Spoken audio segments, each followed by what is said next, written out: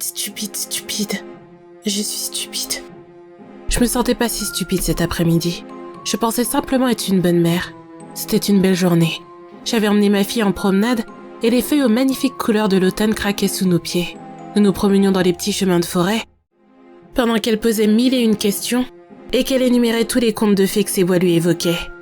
Je l'ai calmement écoutée, amusée, lui ayant moi-même fait connaître ses contes.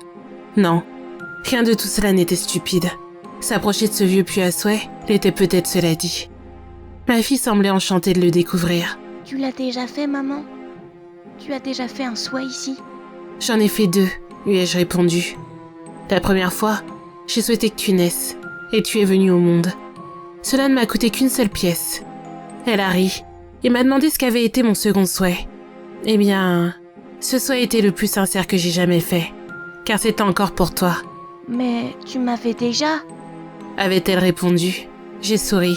Oui, je sais, mais je ne voulais pas te perdre. J'ai fait le second souhait quand tu n'étais encore qu'un bébé, lorsque tu es tombé très malade, et que les médecins disaient qu'il n'y avait plus d'espoir.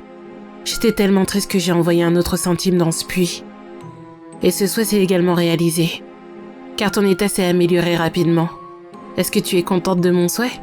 Oui. Je l'étais moi aussi, et je ne mentais pas. J'avais bel et bien fait ce souhait. Je ne lui avais cependant pas raconté toute l'histoire. Je ne lui ai pas dit comment, après avoir jeté la pièce dans le puits, celle-ci était revenue et avait atterri à mes pieds. Je ne lui ai pas dit que lorsque j'avais touché la pièce, j'avais tout de suite compris que les choses qui se trouvaient là-bas, ou peut-être même le puits lui-même, émettaient un soin en retour. Ils attendaient bien plus qu'une petite pièce. Est-ce que papa a fait un vœu lui aussi? Avait-elle demandé. Je savais qu'elle finirait par poser cette question. Elle pensait toujours à son père, bien qu'elle ne l'avait jamais vraiment connu. J'avais dit à tout le monde que mon mari nous avait abandonnés, mais à elle, je lui avais juste raconté à quel point son père était un homme aimant et dévoué, avant de se volatiliser. Dans son imagination, son père était une sorte de roi disparu de longue date, et elle, sa princesse. Non, lui ai-je répondu, sauf que je l'avais fait, une fois, parce que certains souhaits coûtent plus cher que d'autres. En ce soir d'automne, quelqu'un est maintenant en train de frapper à ma porte, poussant des gémissements qui ressemblent vaguement à mon nom. Je peux sentir une odeur horrible, une odeur de moisi, semblable à celle d'une cave ou d'une grotte humide. Un long silence s'installe, avant que le bruit de la fenêtre pulvérisée par une main squelettique ne vienne le chasser.